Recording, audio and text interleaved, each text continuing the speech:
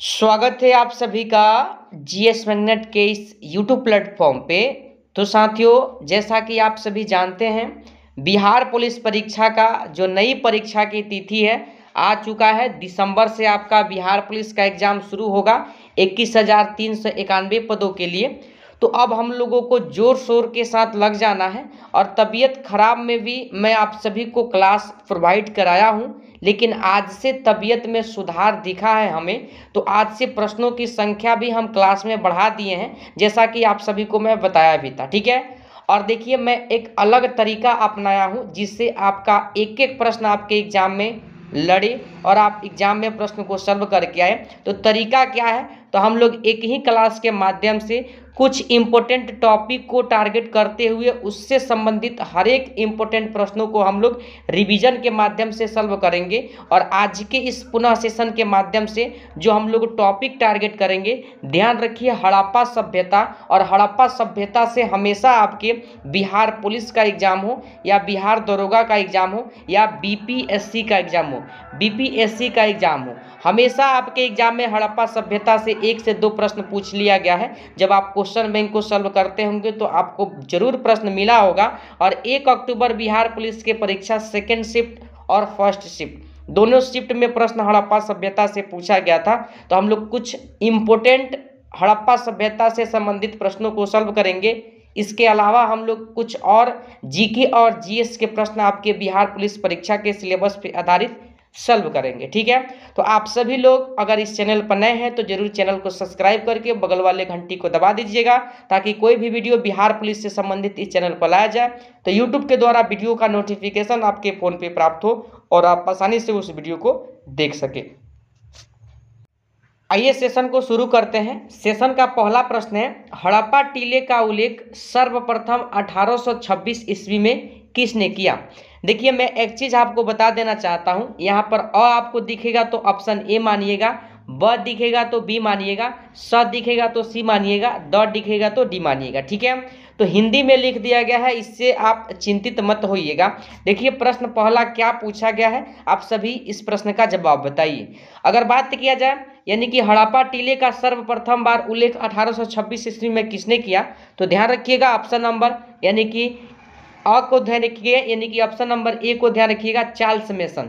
Charles mason के द्वारा सर्वप्रथम 1826 ईस्वी में हड़प्पा टीले का उल्लेख किया गया। तो ऑप्शन नंबर ए हो जाएगा पहले नंबर प्रश्न का सही जवाब, ध्यान रखिएगा।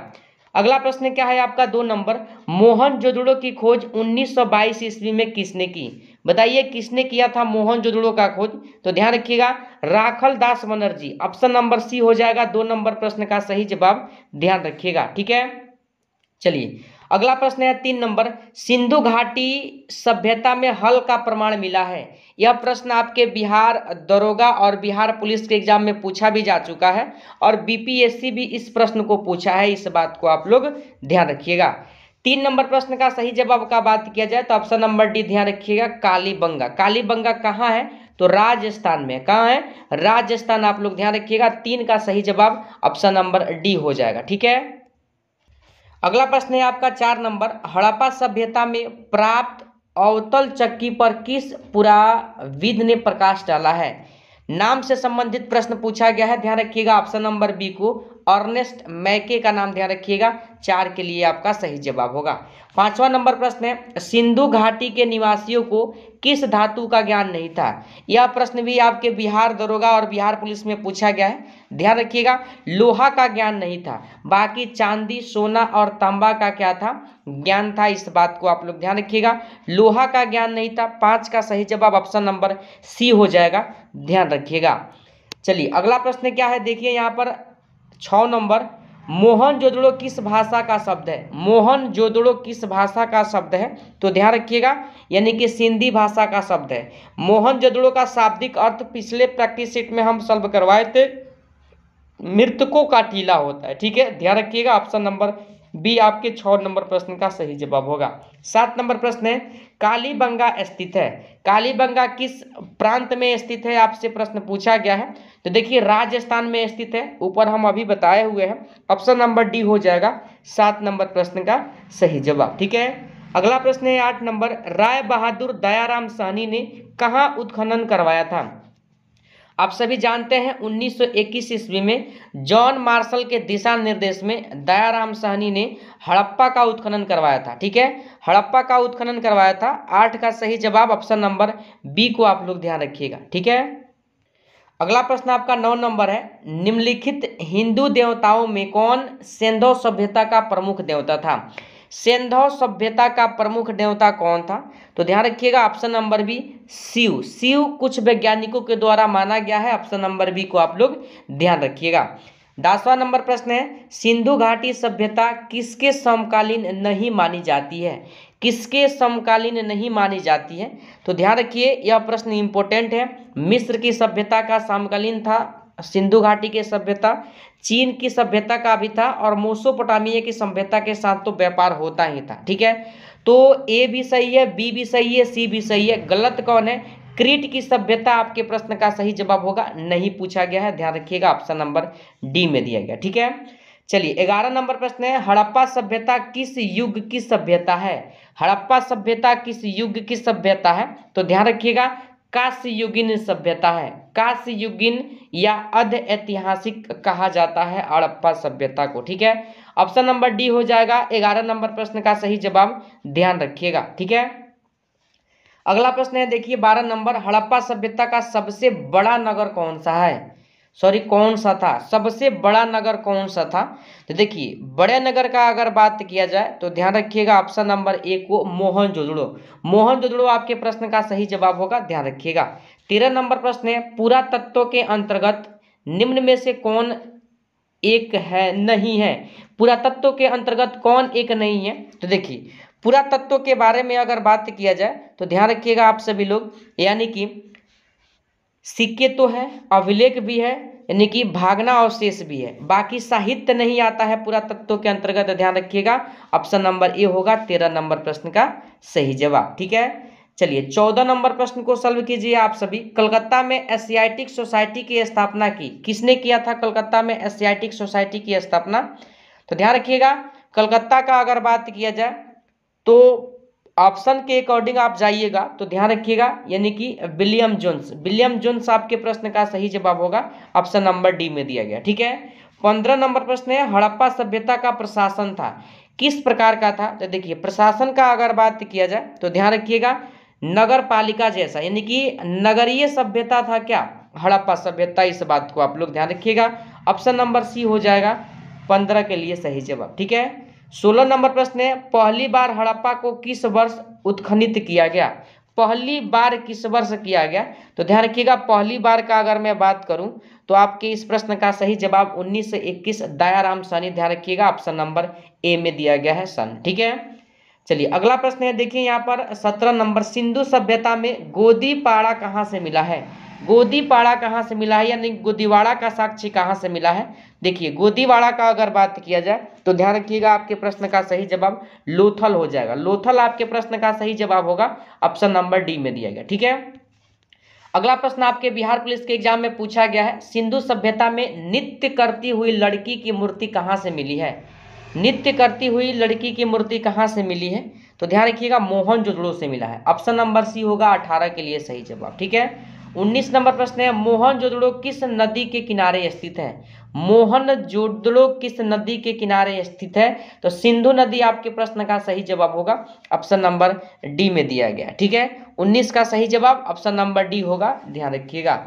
अगला प्रश्न है आपका 20 नंबर, हड़प्पा सभ्यता भारत के किस भाग में विकसित हुई थी? हड़प्पा सभ्यता भारत के किस भाग में विकसित हुई थी? तो ध्यान रखिएगा आप सभी लोग, अगर 20 नंबर प्रश्न का सही जवाब का बात किया जाए तो ध्यान रखिएगा, यानी कि पश्चिमोत्तर, पश्चिमी उत्तर आप लोग ध्यान रखिएगा, ऑप्शन नंबर सी को आप लोग ध्यान रखिएगा, आपके प्रश्न का सही जवाब होगा। ठीक है, चलिए अगला प्रश्न क्या है देखिए यहाँ पर 21 नंबर, लोथल किस नदी के किनारे स्थित है? तो लोथल एक प्रकार का बंदरगाह है और गुजरात में स्थित है लोथल। भोगवा नदी, भोगवा नदी आप लोग ध्यान रखिएगा, ऑप्शन नंबर सी होगा आपके प्रश्न का सही जवाब। अगला प्रश्न है 22 नंबर, निम्नलिखित कथनों की विवेचना करें। कथन की विवेचना करके सही उत्तर का चयन करना है। ठीक है, देखिए प्रश्न क्या है, कथन 1 में दिया गया है दयाराम साहनी ने हड़प्पा की खोज की, और कथन 2 में दिया गया है हड़प्पा के एक टीले से खोज की संभावना पहले से व्यक्त की जा रही थी। बताइए कौन सा कथन सही है और कौन सा कथन गलत है। देखिए अगर सही और गलत कथन का बात किया जाए तो ध्यान रखिएगा आप सभी लोग, दोनों कथन क्या है, सही है। ठीक है, क्योंकि चार्ल्स मेसन ने इस अवशेष के बारे में बताया था सबसे पहले कब, तो अभी हम लोग पढ़े हुए हैं। ठीक है, अभी हम लोग पढ़े हुए हैं 1826 ईस्वी में। ठीक है, तो दोनों कथन सही दिया गया है। ठीक है, कथन दो जो है कथन ए की व्याख्या सही सही करता है, इस बात को आप लोग ध्यान रखिएगा। ऑप्शन नंबर ए होगा 22 नंबर प्रश्न का सही जवाब। 23 नंबर प्रश्न है कथन ए और कथन आर में क्या दिया गया है। ठीक है, देखिए कथन ए में दिया गया है हड़प्पा संस्कृति में नालियों की व्यवस्था उच्चतम थी। सही बात है, हड़प्पा सभ्यता में नाली का व्यवस्था था जो उच्चतम था। आर में दिया गया है नालियां इस तरह बनी थी कि उनकी सफाई आसानी से हो सकती थी। देखिए जब आप लोग हड़प्पा सभ्यता वाले टॉपिक को पढ़े होंगे तो आपको ऐसा प्रश्न जरूर मिला होगा, और देखिए यही प्रश्न आपको ऑप्शन में दे दिया गया है। तो दोनों कथन सही है, ए एवं आर दोनों सही है। आर ए की व्याख्या करता है, इस बात को ध्यान रखिएगा। नालियां इस तरह बनी थी कि उनकी सफाई आसानी से हो सकती थी। हड़प्पा संस्कृति में नालियों की व्यवस्था क्या थी, उच्चतम थी। ठीक है, ऑप्शन नंबर ए होगा आपके प्रश्न का सही जवाब, ध्यान रखिएगा। 24 नंबर प्रश्न है राखलदास बनर्जी को मोहनजोदड़ो के अवशेष किस वर्ष मिले, किस वर्ष मिले, तो 1922 में मिला था, इस बात को ध्यान रखिएगा। ऑप्शन नंबर सी होगा आपके 24 नंबर प्रश्न का सही जवाब। अगला प्रश्न है आपका 25 नंबर, सिंधु घाटी सभ्यता में विशाल स्नानागार के अवशेष कहाँ मिले हैं। विशाल स्नानागार का अगर बात किया जाए तो ध्यान रखिएगा मोहनजोदड़ो में मिला है। ऑप्शन नंबर बी आपके प्रश्न का सही जवाब होगा। अगला प्रश्न है 26 नंबर, कथन से संबंधित प्रश्न है और आप सभी को इस प्रश्न का सही जवाब बताना है। कथन ए में दिया गया सिंधु घाटी सभ्यता को हड़प्पा सभ्यता भी कहा जाता है। सही है। कथन आर में दिया गया सिंधु घाटी सभ्यता का प्रथम ज्ञात स्थल जिसकी सर्वप्रथम खुदाई हुई वह हड़प्पा है। बिल्कुल सही जवाब है, सर्वप्रथम बार खुदाई हड़प्पा का हुआ था, इसीलिए इस सभ्यता का नाम क्या रख दिया गया, हड़प्पा सभ्यता रख दिया गया। ठीक है, तो ऑप्शन ए हो जाएगा आपके प्रश्न का सही जवाब। ए और आर दोनों सही है, आर ए की क्या करता है, व्याख्या करता है। ऑप्शन नंबर ए हो जाएगा 26 नंबर प्रश्न का सही जवाब। अगला प्रश्न है 27 नंबर, सिंधु घाटी सभ्यता की जुड़वा राजधानी थी। जुड़वा राजधानी आपसे पूछा गया है। देखिए जुड़वा राजधानी का बात किया जाए तो हड़प्पा और मोहनजोदड़ो, ऑप्शन नंबर सी को ध्यान रखिएगा, 27 नंबर प्रश्न का सही जवाब हो जाएगा। ठीक है, चलिए अगला प्रश्न क्या है 28 नंबर, हड़प्पा किस नदी के किनारे स्थित है। आसान प्रश्न है, रावी नदी। रावी नदी आप लोग ध्यान रखिएगा, ऑप्शन नंबर डी में दिया गया। ठीक है, अगला प्रश्न है 29 नंबर, लोथल कहाँ स्थित है। लोथल जो है कहाँ पर स्थित है। देखिए लोथल का बात किया जाए तो ध्यान रखिएगा गुजरात में स्थित है। कहाँ स्थित है, गुजरात आपके प्रश्न का सही जवाब होगा। 30 नंबर प्रश्न है हड़प्पा का उत्खनन किया था। हड़प्पा का उत्खनन किसने किया था, तो आप सभी जानते हैं 1921 ईस्वी में दयाराम साहनी ने किया था। ठीक है, ऑप्शन नंबर सी आपके प्रश्न का सही जवाब होगा। अगला प्रश्न है 31 नंबर, भारतीय पुरातत्व का पिता किसे कहा जाता है। भारतीय पुरातत्व का पिता अलेक्जेंडर कनिंघम को कहा जाता है। ऑप्शन नंबर बी होगा 31 नंबर प्रश्न का सही जवाब, ध्यान रखिएगा। अगला प्रश्न है 32 नंबर, सिंधु सभ्यता का कौन सा स्थल मृतकों के टीला के रूप में विख्यात है। मृतकों के टीला के रूप में अगर देखा जाए तो ध्यान रखिएगा मोहनजोदड़ो का शाब्दिक अर्थ क्या होता है, मृतकों का टीला होता है, इस बात को आप लोग ध्यान रखिएगा। ठीक है, चलिए अगला प्रश्न है 33 नंबर, मोहनजोदड़ो का उत्खनन किसने किया था। काफी बार यह प्रश्न आ चुका, ध्यान रखिएगा मोहनजोदड़ो का अगर उत्खनन का बात किया जाए तो ध्यान रखिएगा, यानी कि 33 नंबर प्रश्न का सही जवाब आर डी बनर्जी का नाम आप लोग ध्यान रखिएगा। ठीक है, यही आर डी बनर्जी का नाम क्या होता है, तो राखलदास बनर्जी आप लोग ध्यान रखिएगा। अगला प्रश्न है 34 नंबर यानी कि 34 नंबर, मोहनजोदड़ो का शाब्दिक मतलब पूछा गया है। ध्यान रखिएगा मृतकों का टीला, ऑप्शन नंबर ए आपके 34 नंबर प्रश्न का सही जवाब हो जाएगा। ठीक है, अगला प्रश्न है 35 नंबर, हड़प्पा सभ्यता का विशाल स्नानागार किस नगर में पाया गया। किस नगर में पाया गया, तो मोहनजोदड़ो, ऑप्शन नंबर ए आपके प्रश्न का सही जवाब होगा। 36 नंबर प्रश्न है, सिंधु घाटी सभ्यता का सबसे बड़ा शहर कौन सा था। सबसे बड़ा शहर मोहनजोदड़ो था, ध्यान रखिएगा, ऑप्शन नंबर बी। और 37 नंबर प्रश्न है धौलावीरा किस राज्य में है। देखिए जलाशय का साक्ष्य क्या कहाँ मिला है, जलाशय का साक्ष्य कहाँ मिला है, तो ध्यान रखिएगा यानी कि धौलावीरा से मिला है। और धौलावीरा कहाँ है, तो गुजरात राज्य में है, ऑप्शन नंबर सी को ध्यान रखिएगा। और धौलावीरा जलाशय का साक्ष्य आप लोग ध्यान रखिएगा बिहार मद्य निषेध के एग्जाम में पूछा भी गया। ठीक है, हड़प्पा सभ्यता से संबंधित कुछ महत्वपूर्ण जो यह प्रश्न था आपके एग्जाम के लिए इम्पोर्टेंट था, तो हम लोगों ने इस प्रश्न को देख लिया। अब हम लोग अपने प्रैक्टिस सेट के प्रश्नों को सॉल्व करेंगे जिसमें आपको जीके और जीएस दोनों के प्रश्न मिलेंगे। ठीक है, देखिए टेस्ट 2 का पहला प्रश्न है आग पकड़ने के लिए न्यूनतम प्रवृत्त फाइबर है, मतलब किसमें आसानी से आग पकड़ लेता है जल्दी, तो ध्यान रखिएगा सूती वस्त्र में आसानी से आग पकड़ लेता है, ऑप्शन नंबर सी होगा पहले नंबर प्रश्न का सही जवाब। अगला प्रश्न है 2 नंबर, गौतम बुद्ध के जन्म का प्रतीक कौन सा जानवर है, जन्म का प्रतीक कौन सा जानवर है, तो ध्यान रखिएगा ऑप्शन नंबर बी को कमल और षण को आप लोग ध्यान रखिएगा। ठीक है, गृह त्याग अगर आपसे पूछा जाए तो ध्यान रखिएगा घोड़ा, घोड़ा आपके प्रश्न का सही जवाब होता, गृह त्याग पूछता तो। ठीक है, जन्म पूछा गया है, ऑप्शन नंबर बी हो जाएगा आपके प्रश्न का सही जवाब। अगला प्रश्न है 3 नंबर, बीजापुर के गोल गुंबज को किसने बनवाया। देखिए बीजापुर के अगर गोल गुंबज का बात किया जाए तो ध्यान रखिएगा यूसुफ आदिल शाह ने बनवाया, ऑप्शन नंबर सी आपके प्रश्न का सही जवाब होगा। अगला प्रश्न है देखिए 4 नंबर, वॉलीबॉल खेल के प्रत्येक टीम में कितने खिलाड़ी होते हैं। वॉलीबॉल का अगर बात किया जाए तो ध्यान रखिएगा 6 खिलाड़ी होते हैं, ऑप्शन नंबर बी को। ठीक है, 11 खिलाड़ी क्रिकेट में होते हैं, ध्यान रखिएगा। चलिए अगला प्रश्न है देखिए 5 नंबर, लाफिंग गैस या हास्य गैस आपसे पूछा जाता है, लाफिंग गैस या हास्य गैस किसे कहा जाता है, तो नाइट्रस ऑक्साइड यानी कि N2O को कहा जाता है, ऑप्शन नंबर ए में दिया गया है, ध्यान रखिएगा। प्रश्न है 6 नंबर, पृथ्वी का सबसे निकटतम ग्रह कौन सा है। देखिए निकटतम ग्रह शुक्र हो जाएगा क्योंकि शुक्र और पृथ्वी का आकार क्या है, सेम है, इसलिए शुक्र को पृथ्वी का वाहन माना जाता है। ठीक है, ऑप्शन नंबर डी हो जाएगा 6 नंबर प्रश्न का सही जवाब। 7वां नंबर प्रश्न है, भागवत गीता किस भाषा में लिखी गई। देखिए भागवत गीता का बात किया जाए तो संस्कृत में लिखा गया, ऑप्शन नंबर सी को आप लोग ध्यान रखिएगा। ठीक है, 8वां नंबर प्रश्न है, वायुमंडलीय दबाव को किसके द्वारा मापा जाता है।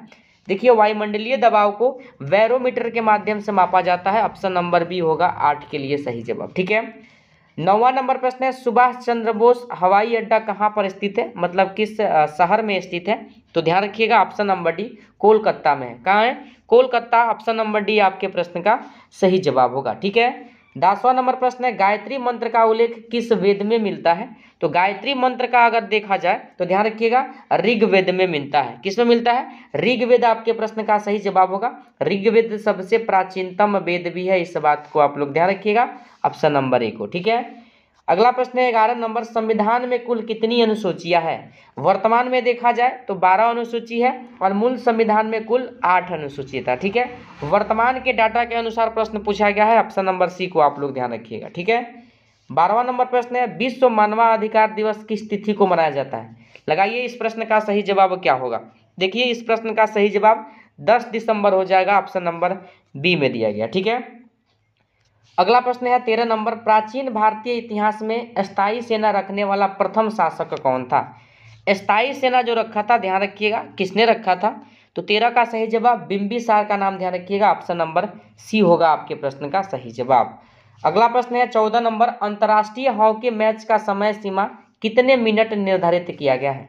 हॉकी का समय सीमा जो होता है पूछा जाता है आपके एग्जाम में प्रश्न, ध्यान रखिएगा 70 मिनट आपके प्रश्न का सही जवाब होगा। ठीक है, जैन धर्म में कुल कितने तीर्थकर हुए हैं, तो जैन धर्म में कुल 24 तीर्थकर हुए हैं और सबसे अंतिम यानी कि 24वें तीर्थकर महावीर स्वामी, आप लोग ध्यान रखिएगा महावीर स्वामी, ऑप्शन देख लीजिए आप, देखिए ऑप्शन नंबर बी में दिया गया है 24। ठीक है, 16 नंबर प्रश्न है, यूएसए अपना स्वतंत्रता दिवस प्रत्येक वर्ष किस तिथि को मनाता है। यूएसए पूछा गया है तो ध्यान रखिएगा यूएसए जो मनाता है 4 जुलाई, ध्यान रखिएगा 4 जुलाई आपके प्रश्न का सही जवाब होगा। 16 नंबर प्रश्न का सही जवाब ऑप्शन नंबर बी होगा। ठीक है, ध्यान रखिएगा यूएसए यानी कि अमेरिका 4 जुलाई 1776 को स्वतंत्र हुआ था। ठीक है, ऑप्शन नंबर बी होगा 16 नंबर प्रश्न का सही जवाब। 17 नंबर प्रश्न है, नरेगा का नामकरण मनरेगा किस वर्ष किया गया। देखिए नरेगा का नामकरण मनरेगा में आप लोग ध्यान रखिएगा, यानी कि कब बदला गया, तो 2009 आपके प्रश्न का सही जवाब होगा। बिहार मद्य निषेध दरोगा के एग्जाम में यह प्रश्न पूछा गया है। 18 नंबर प्रश्न है, राष्ट्रीय रोजगार गारंटी योजना का शुभारंभ किस वर्ष हुआ? बताइए किस वर्ष हुआ? तो ध्यान रखिएगा ऑप्शन सी 2006 आपके प्रश्न का सही जवाब होगा। अगला प्रश्न है 19 नंबर, भारत में सीमेंट का प्रथम कारखाना 1904 ईस्वी में कहाँ स्थापित किया गया? कहाँ पर स्थापित किया गया? तो ध्यान रखिएगा ऑप्शन सी मद्रास आपके प्रश्न का सही जवाब होगा, ध्यान रखिएगा। 20 नंबर प्रश्न को सॉल्व कीजिए, मधुशाला के लेखक कौन है? मधुशाला के लेखक आपसे पूछा गया है, इंपॉर्टेंट प्रश्न है, ध्यान रखिएगा। Harivansh Rai Bachchan option number A आपके प्रश्न का सही जवाब होगा। अगला प्रश्न है 21 नंबर, राष्ट्रीय राजमार्ग 1 किन दो शहरों को जोड़ता है? राष्ट्रीय राजमार्ग 1 किन दो शहरों को जोड़ता है? दिल्ली और अमृतसर को जोड़ता है, ऑप्शन नंबर बी होगा आपके प्रश्न का सही जवाब, ध्यान रखिएगा। चलिए अगला प्रश्न क्या है 22 नंबर, अल्पसंख्यकों के लिए राष्ट्रीय आयोग की स्थापना किस वर्ष की गई? अल्पसंख्यकों के लिए, तो ध्यान रखिएगा 1992 आपके प्रश्न का सही जवाब ऑप्शन नंबर सी में दिया गया है। अगला प्रश्न क्या है 23 नंबर, मध्य प्रदेश का उच्चतम न्यायालय कहाँ पर स्थित है? मध्य प्रदेश का उच्चतम न्यायालय का अगर बात किया जाए तो ध्यान रखिएगा ऑप्शन सी जबलपुर में स्थित है, ठीक है। चलिए अगला प्रश्न है 24 नंबर प्रश्न को सॉल्व कीजिए, गैसों के दाब को किस यंत्र से मापा जाता है? गैसों के दाब को अगर देखा जाए तो ध्यान रखिएगा गैस का दाब जो मापा जाता है ऑप्शन नंबर ए मैनोमीटर से मापा जाता है, ठीक है, ध्यान रखिएगा। 25 नंबर प्रश्न है, मजदूर दिवस प्रत्येक वर्ष किस तिथि को मनाई जाती है? मजदूर दिवस के अगर बारे में बात किया जाए तो देखिए हिंदी में ही लिख दिया गया है, ध्यान रखिएगा आप लोग, 1 मई को मनाई जाती है, 1 मई को मजदूर दिवस मनाया जाता है, ऑप्शन नंबर बी में दिया गया, ठीक है। 26 नंबर प्रश्न है, ब्लैक पैगोडा मंदिर भारत के किस राज्य में स्थित है? ब्लैक पैगोडा का मंदिर भारत के किस राज्य में स्थित है? तो ओडिशा में स्थित है, ऑप्शन नंबर डी को आप लोग ध्यान रखिएगा। 27 नंबर प्रश्न है, यूनेस्को का मुख्यालय कहाँ पर स्थित है? यूनेस्को का मुख्यालय पेरिस में है, ऑप्शन नंबर बी को आप लोग ध्यान रखिएगा। प्रश्न है 28 नंबर, सोवियत संघ ने अपना प्रथम उपग्रह स्पुतनिक 1 किस वर्ष अंतरिक्ष में छोड़ा? बताइए किस वर्ष छोड़ा? तो ध्यान रखिएगा, यानी कि जो छोड़ने का काम किया था यानी कि 1957 आप लोग ध्यान रखिएगा, कट गया है, ऑप्शन नंबर सी में दिया गया था, ठीक है। अगला प्रश्न है आपका 29 नंबर, विद्युत धारा का सही मात्रक क्या होता है? तो एम्पियर होता है, ध्यान रखिएगा, ऑप्शन नंबर बी, आसान प्रश्न है।